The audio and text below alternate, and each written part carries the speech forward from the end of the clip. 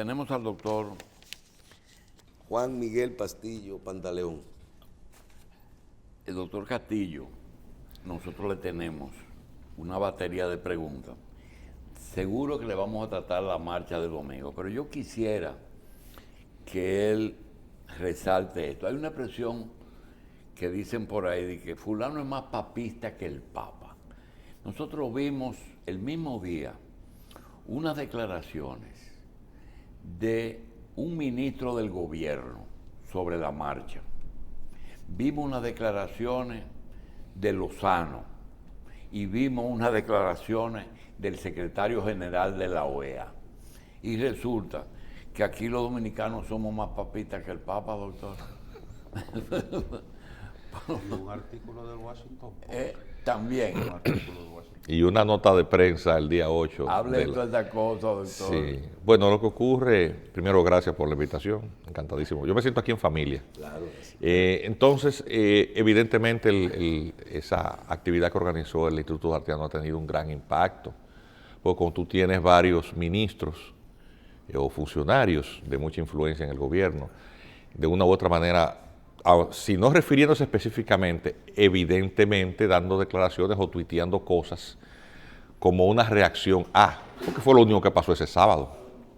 Un sábado, sin que hubiesen grupos políticos partidarios ni dando ni picapollo, ni 500 pesos, ni un aparato de relaciones públicas, ni guaguas transportando gente. El hecho de que muchísima gente fuera.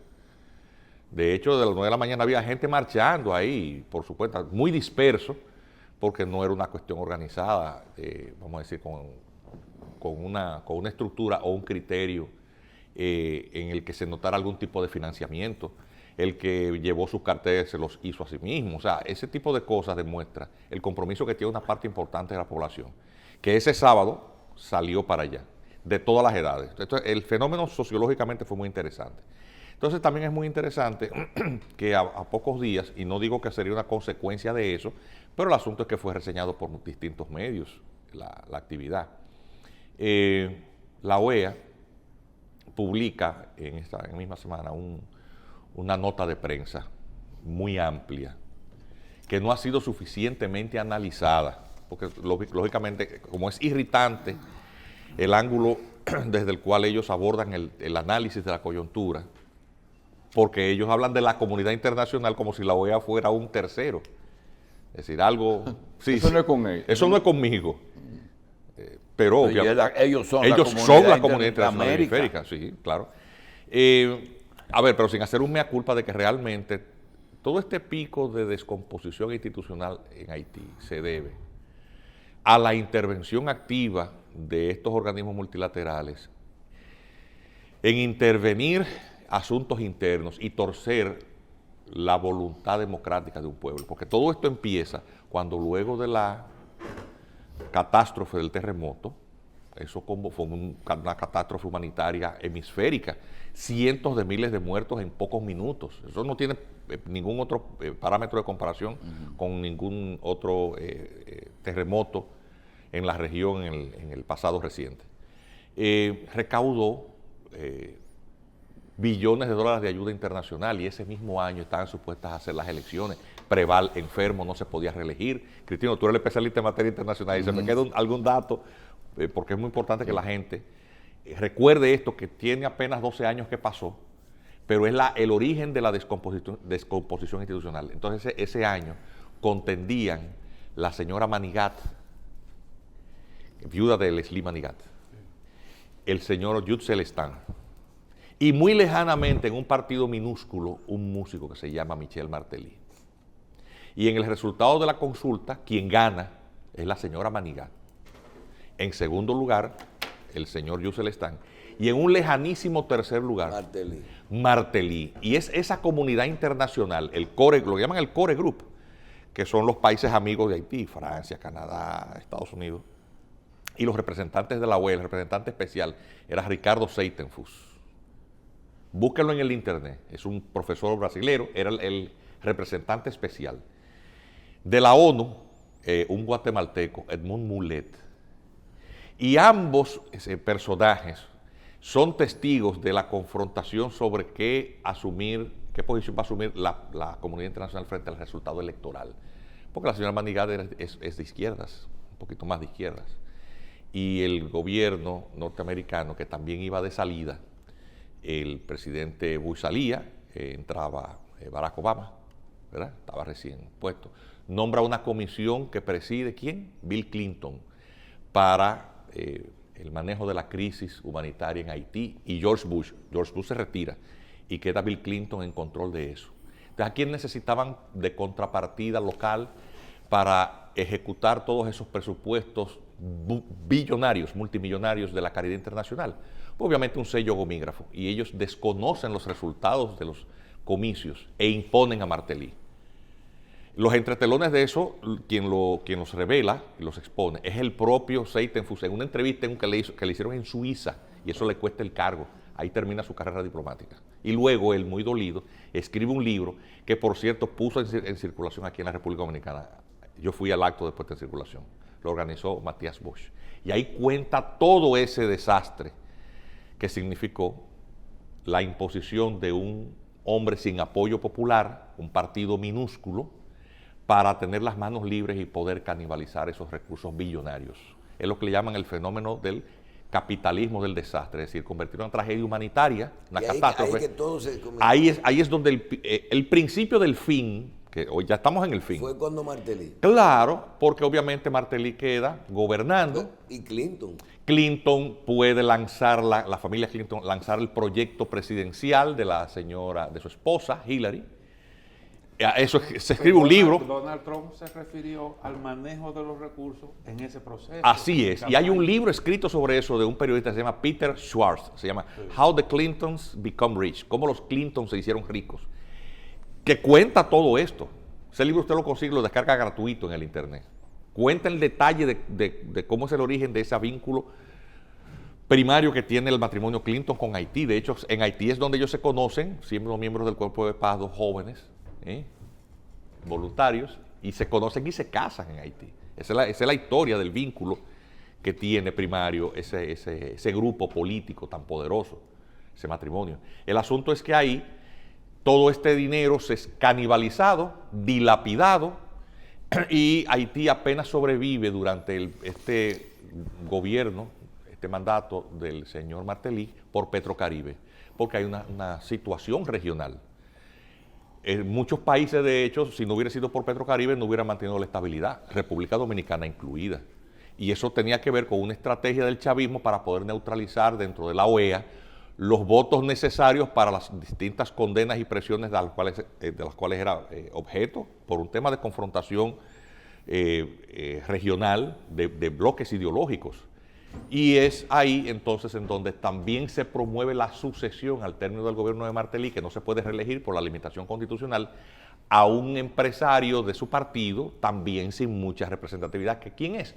Jovenel Moïse, que producto de la misma inestabilidad logra alcanzar el poder cuando 1 año y pico después, 2 años, que es la causa por la cual él entiende que su mandato no terminaba en la fecha del término constitucional, sino que se extendía 2 años, y él fue desmontando los demás poderes del Estado, empezando por el Congreso, frustrando las elecciones parlamentarias para que no hubiera quórum para poder elegir un sustituto que le sucediese, y descabeza también la Corte Constitucional, la Suprema Corte de Justicia, el equivalente se llama Cour de Casación, la Corte de Casación, para que no hubiera sucesión posible, y es en ese vacío de poder en donde él es asesinado por un grupo de mercenarios que su propio grupo contrata porque no confían en la escasa fuerza militar que puede responder a otros intereses. Esa es la historia de lo que tenemos hoy, un Estado fallido, ya no hay más dinero, todo eso fue canibalizado, ya no hay Petrocaribe, ya no queda una sola institución, ninguno de los poderes del Estado funciona, y el poder y el control de la fuerza ya no está en manos del Estado, sino en una miríada de grupitos, de bandas callejeras, algunas de las cuales incluso se han ido atomizando aún más. ¿Suelto en banda? Sí, pero está en una situación de anarquía absoluta. De la circunstancia en la que se encuentra Haití, pues obviamente es difícil ya un retorno. Doctor. Colapsó absolutamente. Dos temas. Uno es, he dicho en varias ocasiones y le digo que a veces pienso que puedo no tener razón.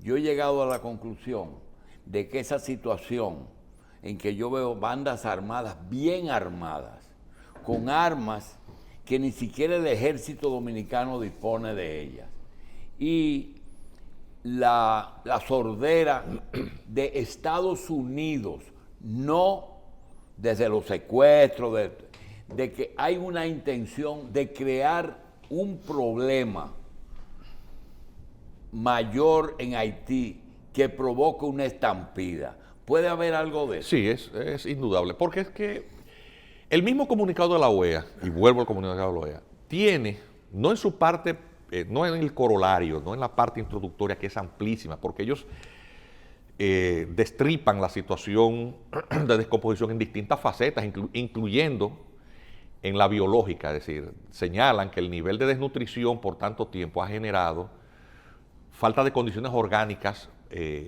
para la capacidad cognitiva, que señala el comunicado es de menos de un 40%.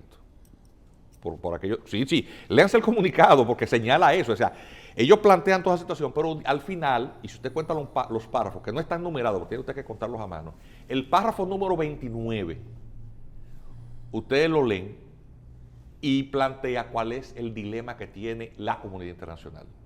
Dice, obviamente, siempre con el mantra de que se alcanza el desarrollo a través de la democracia, lo cual también es una farsa, porque la democracia no resuelve los problemas de los países. Eso es un sistema político que se requieren muchas condiciones para que pueda funcionar. A un país que no tiene instituciones, que no tiene capacidades, no tiene forma de hacer de que sus desempeños sean mínimamente aceptables en ninguno de los estadios institucionales y de desarrollo humano, tú no puedes imponerlo a una democracia porque no funciona. Entonces ahí ellos plantean qué es más barato, qué es lo que más conviene. Si dejar las cosas como están para que los países absorban esa población, o si hacer un grandísimo esfuerzo para tratar de reconstruir lo que en los 28 párrafos más arriba dice que no funciona, ni va a funcionar. Hubo un experimento, Chile y Argentina y América del Sur abrieron las puertas y tuvieron que cerrarlas. Y devolverlas. Es decir, que eso de que la comunidad... Pero hay dos cosas que yo no quisiera que usted se vaya a hacer, porque la gente la pide. Una es, sobre el acontecimiento del domingo, lo que estuvo errado fue ponerle nombre a la marcha o a la manifestación. Eso fue una caminata y como caminata tuvo un éxito. Yo que la viví desde las 9 hasta las 11:30, le digo que tuvo éxito total. Y con respecto a la solución al problema de Haití, le quiero decir que como abogado usted me va a decir, bueno, vamos a comportarnos como Panamá y Colombia, como Colombia y Venezuela, es decir, con problemas fronterizos que siempre hay en todas las fronteras, pero con leyes establecidas. Pero cuando se trata del problema haitiano, uno no tiene una solución que te dice, cumplir la ley. Ayer escribió Melvin Mañón en esa grandilocuencia que él escribe, que Haití no nos necesita, que nosotros necesitamos a Haití y que son un problema. Porque hay una solución. Bueno, desde el punto de vista de la política interna,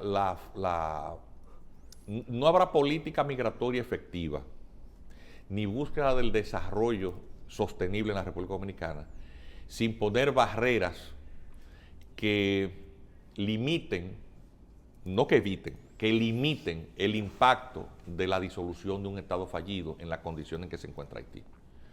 ¿Por qué? Porque, en primer lugar, por un principio, buenas cercas hacen buenos vecinos.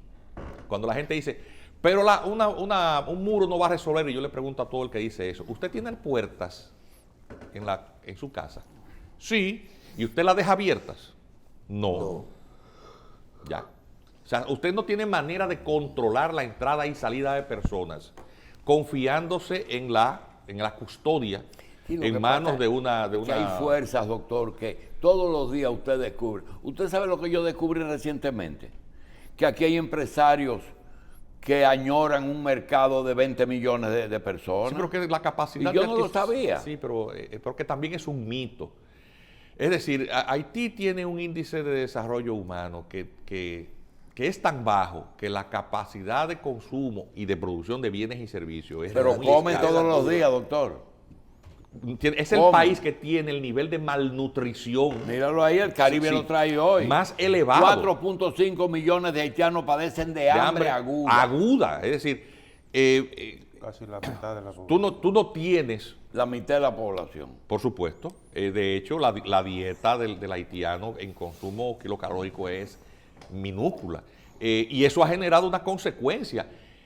La malnutrición ha generado esta degradación biológica. Y usted es médico, Y esa doctor. búsqueda Y de la medio puerta que hay que bienestar. cerrar, ¿cuál es? Obviamente, doctor? si no lo primero es terminar lo que se anunció, que ha resultado nada más que un anuncio de mera retórica. Es decir, El a muro. esta altura del juego, a 2 años de gobierno, esta valla perimetral o el nombre que se le quiera poner, debió estar sumamente avanzada. No lo está. Y se han dado unas excusas que resultan poco entendibles para la población, que sí, las formalidades Y de tú la ley no de ves en el contratación pública. gobierno, y tú no ves en el gobierno como dos juegos diferentes, el complacer a los dos sectores. Sí, pero también tiene que ver con una vocación de los políticos tradicionales dominicanos que cuando llegan a gobernantes se agudizan, de procurar actitudes de complacencia A Estados Unidos. al imperio. ¿Por qué? Porque a Estados Unidos les resulta mucho más barato que República Dominicana absorba una parte considerable de la disolución del Estado haitiano, que esta población trate de emigrar a territorio continental, que es el gran sueño de todos. Doctor. Entonces eso obviamente le sale más barato. Doctor, para mí resulta un misterio. Los venezolanos salieron en masa hacia distintos destinos. Yo creo que hay como 2 millones de venezolanos en Colombia. Haití tiene una situación que yo creo que no se compara con la de ningún otro ningún país otro. en la región. ¿Por qué no se ha producido una estampida de haitianos hacia distintos? Porque ya nosotros vimos, por ejemplo, ¿usted recuerda el embargo? Cuando la gente salió huyendo y tuvieron que albergarlo ahí en Guantánamo. ¿Por qué no se ha producido en esta circunstancia una Mira, estampida? hay una serie de razones. El primero de ellos es cultural. Haití tiene una serie de características que le hacen un caso único. Habla un idioma, una lengua vernácula, precaria, pues, con muchas limitaciones comunicacionales, es un idioma dialectal, que plantea dificultades de comunicación entre ellos mismos que no se entienden entre ellos, porque el idioma, al estar en construcción permanente, esa precariedad solamente del vocabulario le plantea a ellos muchas dificultades y obviamente es aislante porque nadie más lo habla. Entonces el haitiano cuando va a cualquier lugar le resulta difícil insertarse en el mercado de trabajo. O sea, un venezolano puede ir a Colombia o un colombiano ir a Venezuela y hablan el mismo idioma y tienen la misma base constructiva de su identidad respectiva. De hecho, en algún momento formaron parte del mismo proyecto bolivariano de la Gran Colombia. Pero en el caso de Haití no. Y esto plantea, lógicamente, una limitante para el haitiano migrar, pues no se adapta en ningún lugar. Además también que tiene otras muchas dificultades, que es el nivel de escolaridad. Es decir, al ser el país con mayor índice de analfabetismo, eso genera una dificultad tremenda para poder acceder a puestos de trabajo, porque obviamente una población que no está calificada en su gran mayoría para laborar en otra cosa que no sean los trabajos más primarios, más elementales, en una mano de obra no calificada, también les resulta difícil insertarse en las sociedades de destino. Y eso genera tantas dificultades que en Chile han terminado ellos mismos yendo a las oficinas gubernamentales que están promoviendo, fletando los aviones para retornarlos a Haití y lo hacen felices. Pero, No queremos volver nunca más a Chile. Eso lo hemos visto todos en el internet. Eso es lo que está ocurriendo. cuando yo lo escucho hablar de el origen del problema, cuando se rompe todo en Haití, y de lo que está ocurriendo ahora, uno dice, por ahí es la cosa, porque muchos dominicanos no entendemos que una cosa es que no hay solución, no debe de haber solución en República Dominicana al problema de Haití, y la otra es que nosotros podemos resolver y defendernos nosotros del problema haitiano. Son temas separados, o sea, el problema migratorio, la frontera, el mercado, los hospitales, lo que gastan aquí, la migración ilegal, la nacionalidad, la patria, la bandera, todo eso no tiene nada que ver con lo que está pasando en Haití. Ahora, lo que pase allá, lo que trae más gente para acá. Así es. Manejen un poquito la diferencia de todo eso, porque mucha gente confunde y dice, haciendo una valla, se va a resolver el problema en Haití. O aplicando las leyes migratorias, se va a resolver el problema. No, no, se va a resolver parte del problema que nosotros tenemos con relación a Haití. Se va a limitar. Ahora, se va a limitar, como Más usted nada. lo menciona ahora. El problema en Haití, si usted dice, tenemos que trabajar, la médula de ese problema es mejorar las condiciones de allá. Mientras tú tengas, como dice el doctor Castillo, la mitad de la población pasando hambre, van a querer coger para otros países. ¿Cuál sería el inicio de la ayuda de iniciar a resolver el problema de Haití? Mira, para por lo menos volver a sus circunstancias previas a este problema de cuando se comenzó, usted mencionó 2012, ¿verdad? 2010. 2010. Sí. Bueno, mira, lo primero es, República Dominicana y Haití son dos países distintos. O sea, República Dominicana no puede resolver los problemas ni Haití ni a nadie. No ha podido resolver los suyos propios, mucho menos el de un vecino en esa condición de falencia. No le corresponde. Además, por el tema de las diferencias históricas y culturales, el haitiano es muy orgulloso de su propia identidad y rechaza, incluso el comunicado de la OEA lo enfatiza. Es decir, ellos resienten de la intervención extranjera, que obviamente es constantemente fomentada, esa dependencia por las mismas élites en todos los países, incluyendo aquí. Es decir, ¿Usted cree, hacer lo que el imperio quiera. realmente que si se ofrece la oferta de que todo haitiano que se quiera hacer dominicano puede que acepte ser residente, pero no acepte hacerse dominicano? El haitiano es muy orgulloso. Es una cosa muy hermosa que ellos tienen. Ellos son muy orgullosos de su propia identidad. En eso hay que estar claro. El haitiano no quiere ser de ninguna otra nacionalidad, quiere ser haitiano. Ellos tienen una historia heroica. ¿Dónde le enseñan eso? Eso es parte, bueno, porque el sentido Porque de lo si nacional. no van a la escuela, ¿dónde se lo enseñan? No, es una cuestión que se transmite culturalmente. El amor por lo propio, por lo propio cultural, es una extensión de la identidad, del constructo individual que cada sujeto hace desde que nace en el entorno de su familia, porque la cultura es algo que penetra la epidermis de todos. Eso es sumamente complejo y siempre ha sido así. Por eso los movimientos nacionalistas son quienes paren los estados. No tienen Las guerras acta de independencia. nacimiento, pero Pero saben que son orgullo haitianos. Sí, así es. Y eso hay que respetarlo. República Dominicana, por lo tanto, no puede involucrarse en eso ni puede. Ahora bien, siempre que la República Dominicana mantenga esa actitud de permisividad o dando la impresión sus élites de que puede haber en cierta forma una solución por absorción del problema haitiano en la República Dominicana, con declaraciones, por ejemplo, como la que da el ministro de Economía, que está con bombos y platillos anunciando un proyecto en la frontera en donde él dice que la frontera dejará de ser una raya. Es el ministro de Economía, Planificación y Desarrollo. Eso lo dijo el lunes en una entrevista televisiva. Muy orgulloso.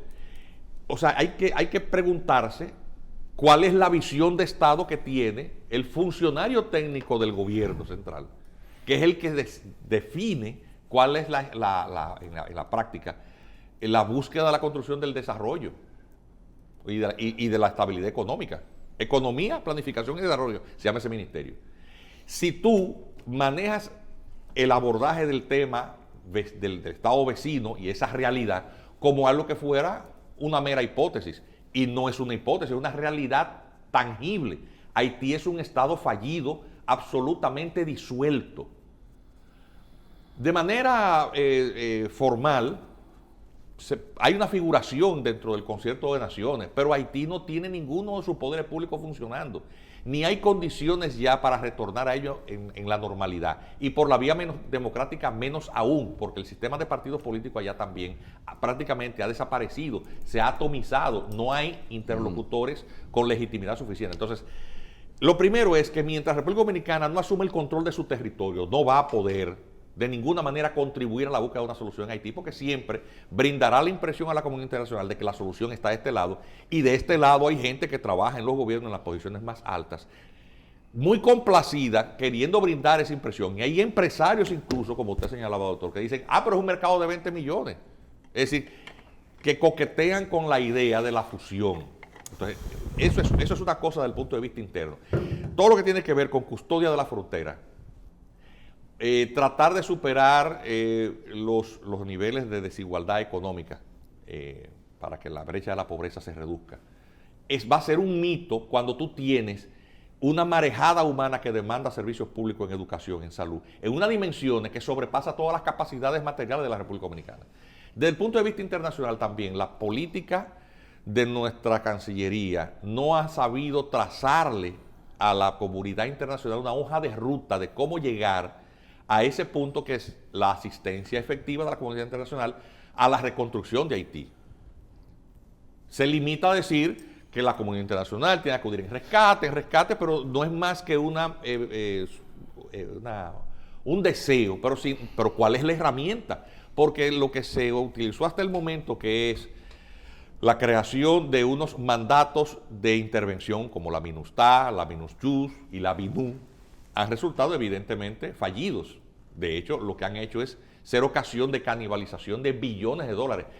Se ha cuantificado en más de 40 billones de dólares lo que la comunidad internacional ha gastado en Haití desde el derrocamiento de la deposición de la dictadura duvalierista a la fecha. Y Haití está peor que en la época de la dictadura duvalierista. Entonces, obviamente el mecanismo no es ese. Nosotros en algún momento hicimos algunos colegas, la doctora Cristina Aguiar, José Miguel Vázquez, y bueno, dentro del marco del derecho internacional, ¿cuál puede ser la vía? E hicimos una propuesta que la hizo el comité, Consuelo de Pradel nos ayudó muchísimo, y el doctor Armentero a conseguir quien nos patrocinara la publicación en espacio pagado cuando el presidente Danilo Medina gobernaba. Pero ese tipo de cosas que son propuestas viables no les hacen caso, y obviamente la capacidad de influencia de académicos en la toma de decisiones políticas en este país es muy difícil, porque usualmente quienes toman las decisiones no están atentos a ese tipo de cosas, sino a otras dinámicas en la interacción del poder.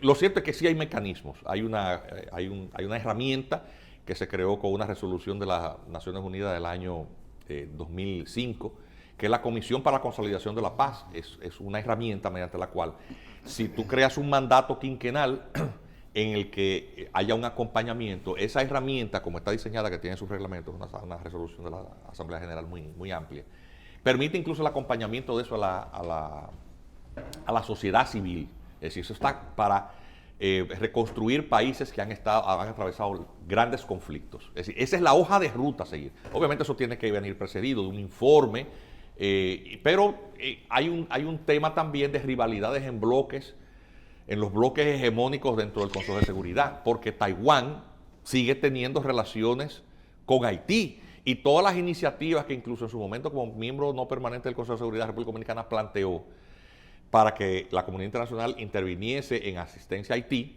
era bloqueada por China, y no se puede esperar un cambio real porque ellos tienen la capacidad de veto. Y obviamente la Cancillería Dominicana tiene que jugar un rol en esa dirección, pero tiene que trazar una hoja de ruta, porque tú dices, si tú quieres llegar a ese punto y no dices cómo hacerlo, pues obviamente eso termina convirtiéndose en un escenario de discusiones bizantinas y de meas culpas, y nadie quiere que les recuerden su fracaso. Y la Organización de los Estados Americanos y la ONU, o ambas instituciones, se revelaron absolutamente incapaces por su propia burocracia interna y toda la corruptela que también daña a esas instituciones en entes que no han funcionado, pero a quienes más nos interesa que algún camino hacia ese destino se transite, somos los dominicanos, y la Cancillería tampoco lo ha hecho. De todas maneras, esa propuesta está ahí, que uno la hace, uno le dedica muchas horas de tiempo, como un aporte, pero al final de cuentas uno a veces se pregunta, bueno, pero ¿vale la pena que uno haga ese tipo de propuestas como ciudadano o como académico? Y uno se siente un poquito como desanimado porque estamos siempre tropezando. Óyeme, después que tropezamos con la piedra, nos devolvemos para tropezar con ella otra vez. Y no contentos con tropezar una vez con el mismo pie, volvemos para el pie que me falta. Sí. Estados Unidos se ha planteado algunos planes para invertir en el triángulo norte de Centroamérica, como le llaman, El Salvador, Guatemala, Honduras, para contener los flujos migratorios hacia Estados Unidos. Sin embargo, en Haití, que es pobrísimo, no se ha planteado nada parecido. ¿Por qué esa diferencia de enfoque? Bueno, recuérdate que la migración centroamericana tiene un paso seguro terrestre a través del Istmo. En el caso del que migra de una isla, tiene que lanzarse a las aguas embravecidas de los mares. Es que la embarcaciones de fortuna, para es que decirlo de la una manera política bonita, migratoria para cada país de Estados Unidos es diferente. Así es. Por ejemplo, evita que el centroamericano se vaya a Estados Unidos y tiene un plan. Pero cuando tú ves los planes de salud, por ejemplo, tú te quedas asombrado y aquí no se trata. No hay un programa de planificación familiar en Haití, ni uno. No hay un programa, ni siquiera un preservativo, ni siquiera un aborto, nada. Y el impacto de la migración haitiana por sus índices altísimos de morbilidad, enfermedad infectocontagiosa, en la sociedad de acogida es terrible. Nosotros los dominicanos, obviamente, como estamos en la misma isla, nuestros servicios médicos, los médicos dominicanos, saben cómo tratar y lidiar con estas enfermedades tropicales que ya, por ejemplo, en el estado de la Florida, hace tiempo que fueron erradicadas. El único país de la región que tiene poliomielitis es Haití, por ejemplo, ¿verdad?